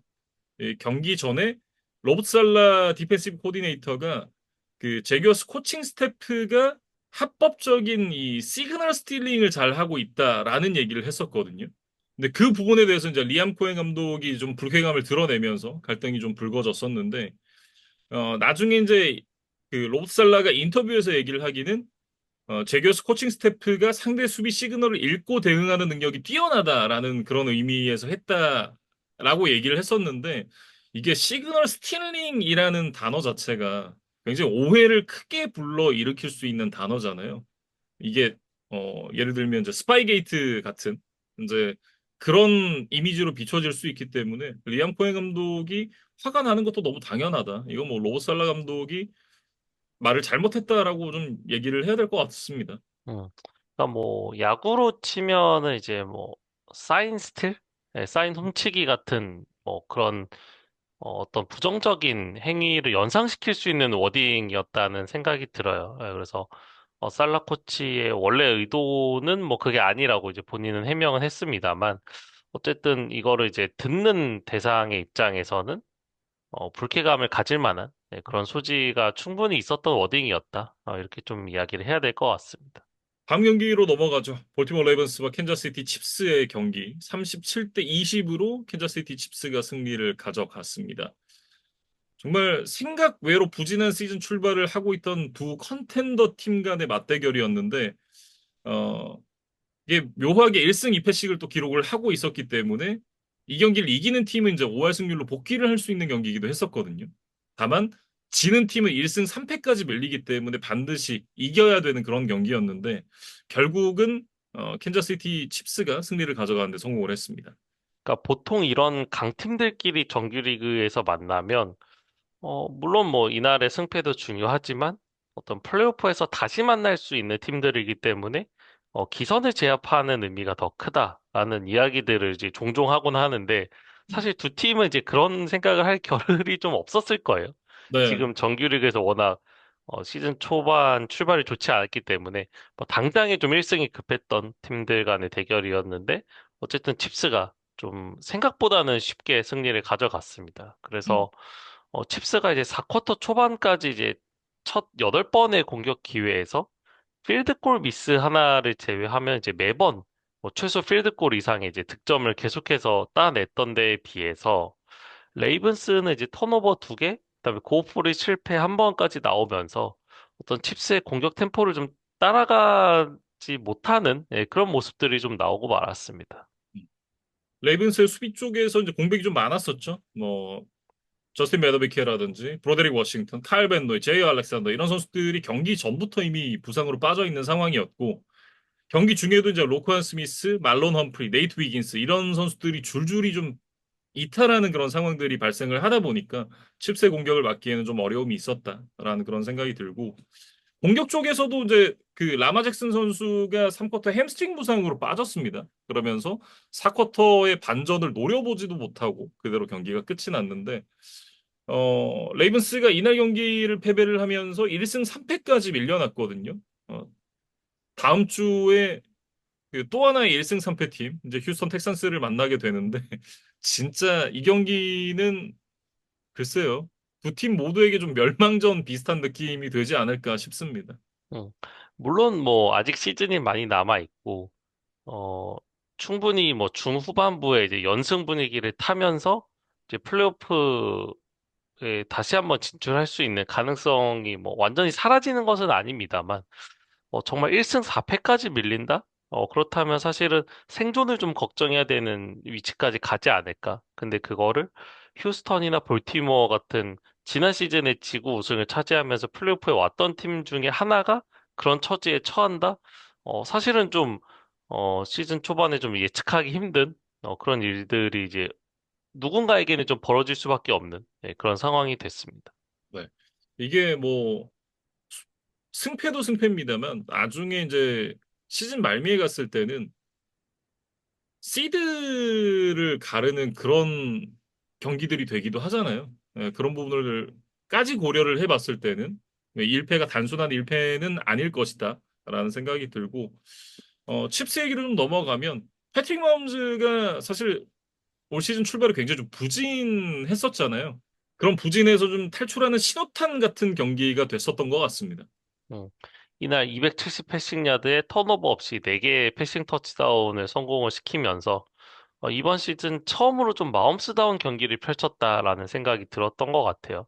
음, 그래서 사실 개막전에서 이제 어깨 부상을 당한 뒤에 2주간 결장을 했었던 리시버 이 제비어 워디가 부상해서 복귀를 했던 경기이기도 했는데 이 워디가 추가가 되면서 좀 공격에 좀 활력이 이제 돌았고 마움스를 포함해서 칩스의 오펜스 전체가 좀 좋은 영향을 받았던 그런 경기였습니다. 네. 더군다나 지금 칩스 입장에서는 이번 주에 얻었던 소득이 또 하나 있었던 것이 앞서 말씀드렸지만 이제 차저스가 자이언츠에게 정말 의외의 일격을 당하면서 패배를 했었기 때문에 두 팀의 승차가 단숨에 한 경기 차로 줄어들었거든요. 이 부분 역시도 칩스에게는 굉장히 좀 기분 좋은 소식이었을 것 같고 다만 이제 그 향후 2주 동안 지금 상승세를 타고 있는 제규어스, 라이언스 이런 팀들과의 매치업이 기다리고 있기 때문에 아직까지는 칩스도 마음을 놓기는 조금 어려운 상황이다. 이렇게 얘기를 해야 될 것 같습니다. 음, 그러니까 아주 이제 발톱이 날카로워진 맹수 두 마리가 지금 기다리고 있어요.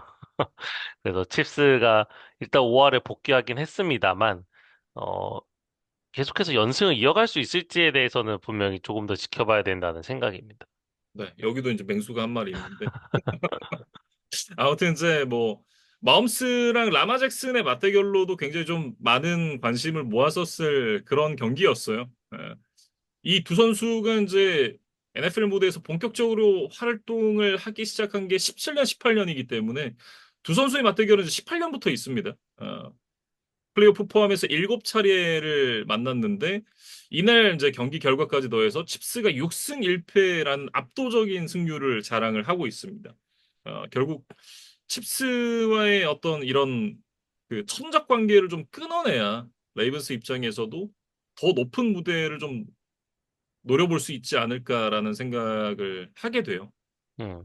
그래서 빌스와 이제 칩스의 어떤 천적 관계에 대해서 저희가 좀 많이 강조를 하긴 했습니다만, 빌스는 그래도 정규리그에서는 칩스를 그래도 잘 이기는 모습들을 보여줬거든요. 이게 이제 플레이오프 무대로 왔을 때 좀 계속해서 칩스를 넘지 못하는 징크스가 있었는데, 레이븐스는 지금 정규리그를 포함해서도 칩스에게 더 약한 모습을 좀 보여주고 있기 때문에 이런 관계를 언젠가는 좀 끊어야만 라마 잭슨 시대에 분명히 슈퍼볼에 도전할 수 있는 자격을 얻지 않을까 그런 생각이 듭니다. 네. 다음 경기로 넘어가 보시죠. 시카고 베어스와 라스베이거스 레이더스의 경기입니다. 25대 24, 한 점 차로 시카고 베어스가 승리를 가져갔는데 마지막에 희비가 갈렸던 경기였어요. 사실 이제 누가 이겨도 좀 이상하지 않을 경기였다라는 생각을 개인적으로 하고 있고 마지막에 이제 조시 블랙웰이 데니얼 칼슨의 킥을 블락하지 않았더라면 이기는 쪽은 레이더스였을 수도 있다. 이렇게 좀 얘기를 해야겠습니다. 음. 베어스가 사실 2패로 시즌을 좀 안 좋게 출발했던 데 비해서 어쨌든 2연승으로 조금 분위기 반전에 성공은 했습니다만 글쎄요, 뭐 레이더스는 사실 객관적인 전력이 그렇게 뛰어난 팀은 아니기 때문에 벤 존슨 감독을 영입하면서 새로운 분위기를 만들기 위한 과감한 투자가 있었던 베어스 입장에서는 아직은 좀 갈 길이 멀다는 생각도 분명히 들었을 것 같아요. 이날 승리와는 별개로. 네. 뭐 어쨌든 승리의 여신은 베어스의 손을 들어줬고 이날 이제 그 캘럼 윌리엄스가 좀 들쭉날쭉한 퍼포먼스를 보여주긴 했습니다만 그래도 4쿼터의 클러치 능력을 보여주면서 69야드짜리 터치다운 드라이브를 만들어냈었던 부분은 분명 좀 칭찬을 해줘야 될 것 같아요. 음. 그래서 베어스가 이제 5주 차에 좀 다른 팀들보다는 빠르게 이제 바이위크를 가지게 될 예정인데 어쨌든 좀 쉬면서 이전 4경기에 있었던 뭐 잘 됐던 점 그리고 잘 안 됐던 점에 대한 좀 리뷰를 하는 시간을 좀 차근히 가지면 좋겠다. 그래서 특히 수비 쪽에서 이 러싱 수비가 지금 잘 안 되고 있는데 이 부분에 대한 개선은 좀 반드시 해놓고 6주 차에 좀 돌아와야 되지 않을까 싶습니다. 음. 레이더스는 이제 루키 러닝백 애쉬튼 젠티 선수가 처음으로 100야드 경기를 만들어냈습니다. 138 러싱 야드에 터치다운 하나, 두 개 리시빙 터치다운을 기록을 하면서 해트트릭을 기록을 했는데 그럼에도 팀이 패배를 하면서 이제 빛이 바래고 말았고요. 그 지노 스미스가 장기적인 관점에서 팀의 프랜차이즈 쿼터백이 될 수 있는 선수는 아니잖아요. 네, 그런 부분을 고려를 해봤을 때 공격에서 중심을 잡아줄 수 있는 루키 러닝백을 찾았다라는 건 굉장히 좀 긍정적인 부분이다라는 생각이 들어요. 음. 사실 애시튼 젠티가 이전 경기에서 개인의 퍼포먼스는 그렇게 나쁘지 않았습니다만 어쨌든 오펜시브 라인이 잘 견뎌주질 못하면서 기록적으로는 그렇게 인상적인 모습을 보여주지 못했던 것이 사실이었거든요. 근데 이제 이날만큼은 어쨌든 자신의 잠재력이 기록으로 어떻게 변환될 수 있는지도 잘 보여줬던 그런 경기였고 이날 아쉽게 패배하긴 했습니다만 어쨌든 좀 차근차근 하나씩 뭐 공격과 수비에서 좀 키 플레이어들을 만들어가야 하는 레이더스 입장에서는 분명히 소득이 있었던 경기였습니다.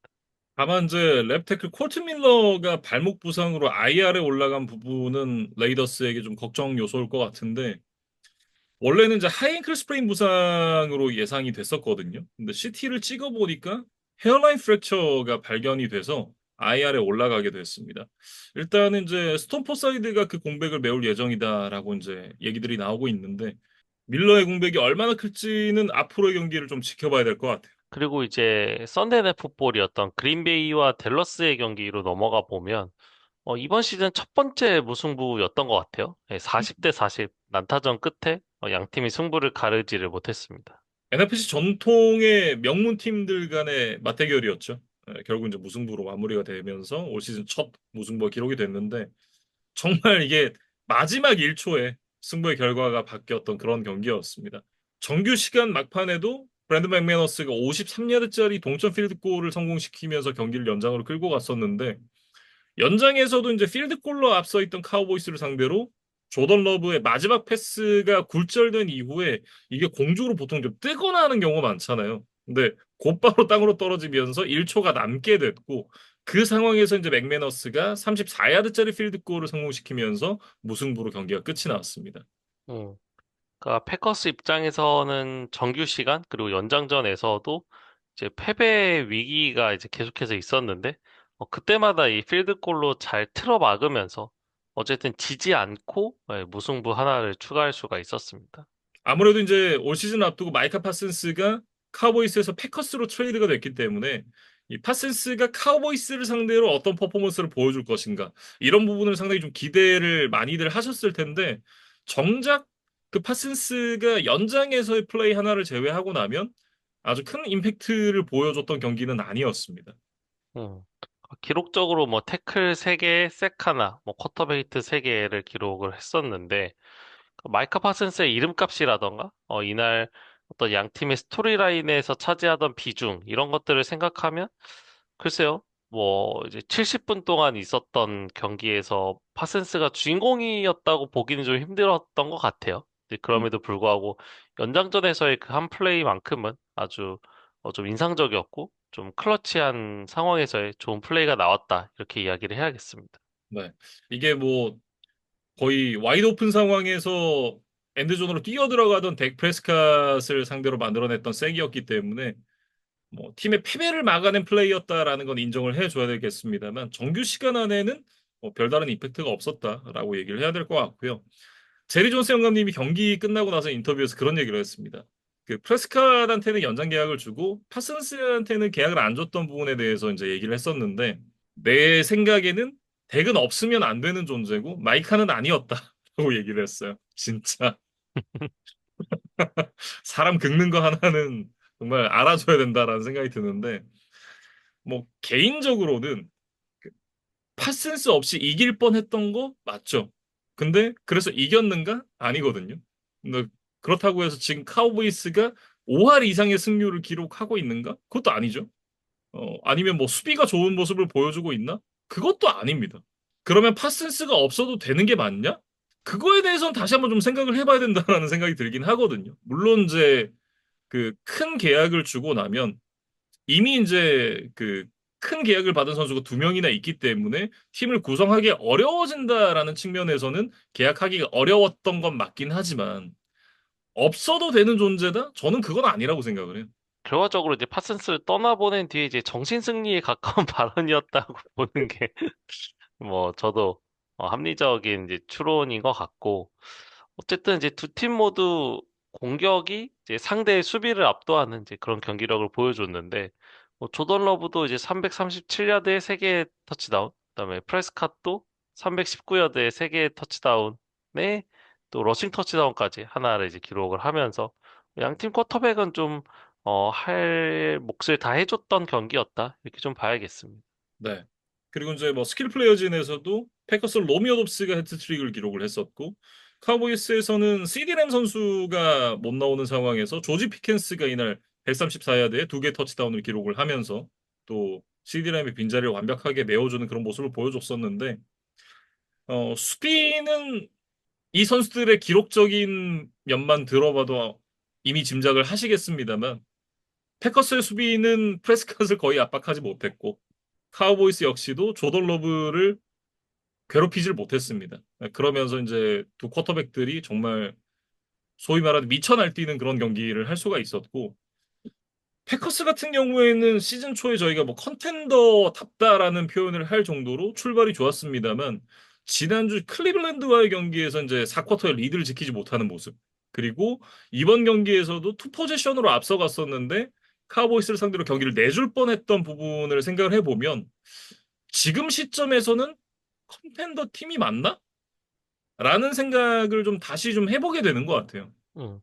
워낙 첫 두 경기의 임팩트가 이제 강력했었죠. 그리고 음, 이제 라이언스와 커맨더스라는 이제 강팀들을 상대로 완승을 거두다 보니까 뭐 리그에서 이제 가장 좀 탄탄한 전력을 가진 것이 아니냐라는 이야기를 이제 드렸던 기억도 나는데 글쎄요 뭐 지난주에 이제 브라운스를 상대로 패했던 것이 좀 굉장히 예상 외였던 것 같아요. 그래서 아까 이제 빌스 이야기를 했을 때 뭐 드렸던 말씀이지만 진짜 강팀은 좀 자신들의 경기력이 좋지 않은 날도 어떻게든 좀 꾸역꾸역 승리로 마무리를 할 수 있는 능력이 좀 있어야 된다라는 이야기를 드렸었는데, 패커스가 지난주에 이제 그것을 좀 보여주지 못했던 것이 아쉬웠다라는 이야기를 좀 반복적으로 할 수밖에 없을 것 같습니다. 네. 어쨌든 이제 다음 주에 바이비큐를 맞게 되는 패커스인데 이 수비적인 부분과 더불어서 막판의 집중력 부족을 좀 개선을 해야 되는 그런 숙제가 생겼다라고 마무리를 해야 될 것 같고요. 카우보이스 역시도 이제 수비 쪽의 개선이 분명 필요하죠. 올 시즌 최저 실점이 이글스와의 개막전에서 나왔던 24실점이었습니다. 최근 3경기로 한정하면 30실점 이상을 기록을 하고 있거든요. 이건 바꿔 얘기를 하면 공격팀이 최소 30점 이상은 만들어줘야 이긴다도 아니고 상대팀이랑 비벼볼 만하다거든요. 그러니까 이래서는 좋은 성적을 내기가 쉽지 않다라는 그런 계산이 서고 솔직히 이날 이제 프레스카스 컨디션이 워낙 좋았습니다. 그러니까 위쪽 빨딱선 화살표였는데 이게 시즌 내내 이런 컨디션을 유지를 한다는 건 거의 불가능하거든요. 네, 그런 부분 생각을 해보면 수비 쪽에서 개선이 반드시 필요하다. 이렇게 마무리를 좀 지어보겠습니다. 음. 그리고 이제 다음은 먼데이 나잇 풋볼인데 이번 주에도 이제 두 경기가 더블 헤더를 열렸어요. 그래서 음, 먼저 열렸던 이 제츠와 마이애미의 경기부터 이야기를 좀 해봐야 될 것 같습니다. 네. 27대 21로 마이애미가 승리를 거두면서 시즌 첫 승을 신고를 했어요. 음. 앞서 이제 얘기를 했었던 테네시 타이탄스와 휴스턴 텍산스의 경기처럼 이 전패로 시즌을 출발하고 있는 라이벌 맞대결 팀 간의 경기였는데 어쨌든 돌핀스가 승리를 가져가면서 첫 승을 신고를 하는데 성공을 했고 제츠가 토탈 야드 측면에서는 100야드 넘게 앞설 정도로 더 나은 모습을 보여주긴 했습니다만 결국은 턴오버, 3번의 펌블 턴오버가 나오면서 경기를 내주고 말았습니다. 그리고 이제 페널티만으로도 100야드 이상 후퇴를 음, 했었기 때문에 이런 부분들도 분명히 좀 악재로 작용을 했다는 생각이 들고 그 펌블 과정들을 좀 살펴보면 1쿼터에 상대 엔드존을 이제 6야드 남겨둔 이제 득점이 임박한 상황에서 러닝백 브라이언 앨런의 펌블이 있었고 그다음에 이제 2쿼터에는 저스틴 필즈가 이제 색을 허용하는 과정에서 이제 펌블이 또 한 번 나왔습니다. 그리고 3쿼터 시작하자마자 이제 킥오프 리턴 과정에서 이 아이제이아 윌리엄스의 펌블까지 좀 다양한 포지션, 다양한 상황에서 이런 턴오버들이 나오면서 상대에게 기회를 좀 내주는 모습이었고 그 세 번의 턴오버 과정에서 제츠는 한 번의 레드존 기회를 무득점으로 날린 데 비해서 돌핀스는 이제 그 세 번의 공격권을 이어받아서 그 중에 두 번을 터치다운으로 연결을 했거든요. 네, 그래서 결국에는 그 차이가 승부를 좀 갈랐다고 봐야겠습니다. 음. 경기 끝나고 나서 이제 에랑글렌 감독이 이날 나왔던 이런 그 실수들에 대해서 라커룸에서 선수들에게 강하게 메시지를 좀 전달했다라는 그런 기사들이 나오기도 했었는데 이런 채찍질이 다음 경기에서는 이제 제츠 선수단의 집중력을 좀 강화하는 그런 효과를 볼 수 있을지 이런 부분들이 좀 궁금하네요. 음. 그리고 돌핀스 같은 경우는 이제 99 러싱 야드에 한 개 터치다운을 기록했던 이 주전 러닝백 데본 A 체인을 중심으로 경기를 좀 안정적으로 끌어가면서 어쨌든 뒤늦게나마 이제 첫 승을 신고를 할 수가 있었습니다. 그리고 이제 이날 돌핀스 데뷔전을 치렀던 타이트엔드 데런 월러에 대한 이야기를 좀 해야 될 것 같은데 앞선 세 경기는 이제 부상 때문에 나오지를 못했다가 이날 이제 돌핀스 유니폼을 입고 첫 선을 보였던 날이었거든요. 근데 음. 많은 리시빙 야드는 아니었습니다만 두 개의 터치다운을 기록을 하면서 엔드존에서 이제 확실한 좀 마무리를 해줄 수 있는 리시빙 옵션으로서의 어떤 존재감 그런 역할에 대한 좀 어필이 됐던 것 같아요. 네, 그래서 이 데런 월러가 좀 꾸준히 경기에 나오면서 많은 터치다운을 기록해 줄 수 있다면 투아도 조금 더 다양한 선택지를 가지고 경기를 치를 수 있지 않을까 그런 생각을 해봅니다. 제 마지막 경기죠. 머데이 나이트 풋볼 신시내티 벵갈스와 덴버 브론코스의 경기입니다. 28대 3 그 스코어로 이제 덴버가 승리를 가져왔습니다. 지난주에도 그랬습니다만 그 조 버로우의 공백이 얼마나 좀 큰지를 느낄 수 있었던 그런 경기였다라는 생각이고요. 그 3주차, 4주차 2주 동안의 스코어를 합산을 해보면 76대 13입니다. 단순하게 이제 버로우가 있다 없다 보다도 버로우가 빠진 이후에 팀 전체가 우린 올 시즌 글렀어. 안 돼. 약간 이런 그 패배 의식에 좀 젖어 있는 느낌? 그러니까 뭔가 선수들이 동기부여가 좀 안 돼 있고 어딘가 어수선한 느낌이 좀 느껴졌던 경기였다라고 얘기를 해야 될 것 같고요. 그 버로우의 부상 소식 저희가 전해드리면서 그 제이크 브라우닝이 버로우 복귀 전까지 5할 정도만 해주면 그래도 가능성이 있다라고 얘기를 했던 게 굉장히 무색하게 느껴질 정도로 팀이 정말 가파르게 바닥으로 내려오고 있는 중입니다. 음.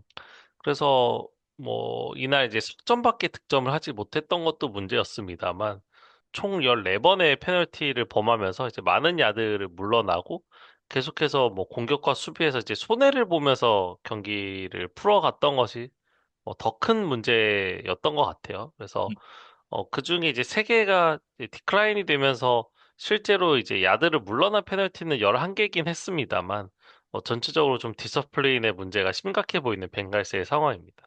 네. 지난주에 뭐 턴오버 대잔치도 그렇고 버로우가 빠진 게 이 정도의 임팩트가 있을 거라고 사실 생각하기는 좀 어려웠었는데 그 조 버로우가 드래프트가 되기 전에 그 신시내티 벵갈스 얘기를 하면서 벵갈이 아니라 이제 고양이다 뭐 이런 얘기를 저희가 농담처럼 하곤 했었는데 그 고양이의 모습으로 좀 돌아갔다라는 느낌을 좀 많이 받았어요. 음, 그래서 분위기 반전이 좀 반드시 필요한 상황인데 이런 이제 난세의 영웅이 되어줄 선수가 누가 될지 앞으로 당분간 벵갈스 경기를 조금 더 지켜봐야 될 것 같습니다. 음. 덴버 브론코스 같은 경우에는 이제 벵갈스를 만나서 공수 양면에서 여러 좋은 모습을 보여주긴 했습니다만 저는 이게 진짜라는 생각이 들진 않거든요. 다음 주에 이제 덴버 브론코스가 이글스를 만나게 되는데 과연 이글스를 만났을 때도 이런 모습을 똑같이 보여줄 수 있을 것인가? 근데 그런 모습을 보여줘야 덴버의 실력이 진짜인지 아닌지를 좀 알 수 있겠죠.